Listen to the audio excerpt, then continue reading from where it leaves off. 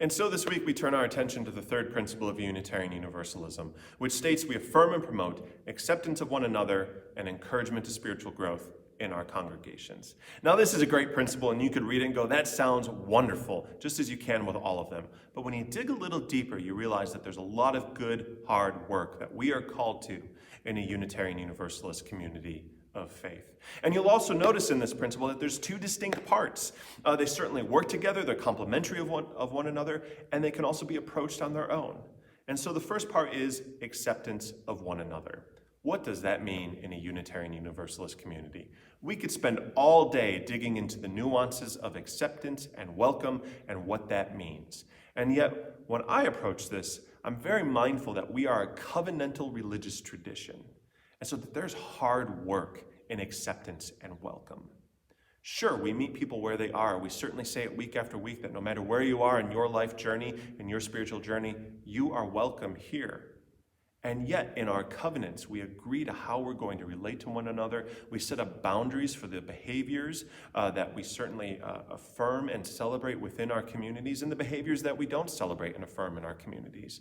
And we also have this rich tradition of Unitarian Universalism, the long history of Unitarian Universalism, that we accept people into. And so just as the old Rumi hymn goes, though we've broken our vows 1,000 times, come, yet again, come, we need to be mindful that the real work of acceptance and welcome is recognizing that people are going to mess up, that we're not going to live out our covenants and our values perfectly, that we are not going to do that, and others certainly are not going to do that. And yet, we're inviting people back in again and again, saying, here's the community you are called to be a part of. Here's the life-affirming and life-giving covenants and tradition and values that make up Unitarian Universalism. You are invited to be a part of that. And so that's the first part of that principle. The second part is encouragement to spiritual growth in our congregations. Now that's a lot right there. But there's a few distinct words that I like to lift up there. Encouragement to spiritual growth in our congregations. Now that's all of it, but encouragement.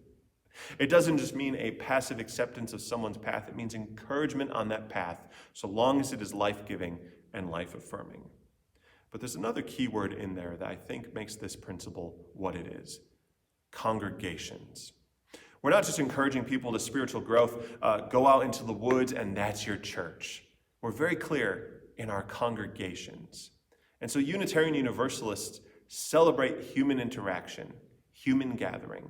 We celebrate coming together as one people and living out our values, of sharing our viewpoints, sharing our struggles, sharing our paths, agreeing and disagreeing, and we encourage one another in our congregations. Now, some people might struggle with the word spiritual or religious, but I would encourage you to find meanings for those words that are life-giving and life-affirming for you.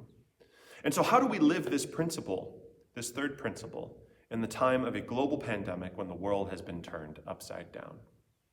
Well, acceptance truly is hard work right now. We find that as we're gathering together online in virtual communities, that some people struggle with technology. Perhaps we don't like the technology that we're using. Perhaps we're wondering why the minister chose the specific platform that we're using because it just won't work for us. And perhaps we've explained to our friends time and time again how to use the technology.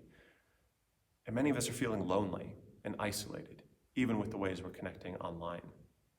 And so with all of that, whatever it is, and there's things I'm certainly leaving out here, things that we're not able to do, things that are off limits to us that we really thrived on in our lives before, and now that's been taken away from us. A lot of feelings and emotions rise up and come to the forefront, sometimes without us even knowing. There's anger, there's sadness, there's loneliness, there's bitterness. Sometimes that bitterness and anger is directed toward people that have no good reason for us to be angry at them in the first place, and yet they're there, and we're angry at what life is doing and throwing our way. And so the work of acceptance here is recognizing that people are going through a lot. We're going through a lot. I've mentioned that it's like a pressure cooker, sustained global trauma, day after day. That weighs down on anyone. And so when people react in a way, we're wondering, why are they reacting this way? Or why are they frustrated? Why don't they just get it? Why do they keep posting negative news? Why can't we just affirm the good? Why are people only affirming the good? There's all of these questions that are rolling around inside of our heads. And what we're called to do is to accept. And in this case, acceptance is compassion. To have compassion with how people are feeling, where they're coming from, and what they're experiencing, because we're experiencing similar things as well. So that is really hard work. And also, how do you encourage one another to spiritual growth in our congregations when we're not meeting in our congregation? Well, we do have our online communities where we are gathering together and meeting. But the encouragement to spiritual growth here is a little different. And so I'm mindful of the words of Henry David Thoreau when he went to Walden Woods and Walden Pond. One of the phrases he said is that he wanted to front the essential facts of life. Or you could say it another way, confront the essential facts of life. However you want to say that, that's good for you. Front, confront, whatever it might be. It's about coming into relationship with what is essential in our lives, whatever that might be. And so in this time where we are stuck at home or we're limiting our contact with other people, this is an opportunity for us to take stock of our lives, to front the essential facts of life, to figure out what truly is life-giving for us and life-affirming for us, and for our community as well. Because one day we will be back together. Not yet, but one day we will. And that might be radically different depending on the trajectory of this virus and what the world is going to look like in the months to come. And yet, the good work of spiritual growth we are called to is that sentiment that Henry David Thoreau expressed. To dig deep into our lives, to realize, what are we truly enjoying right now?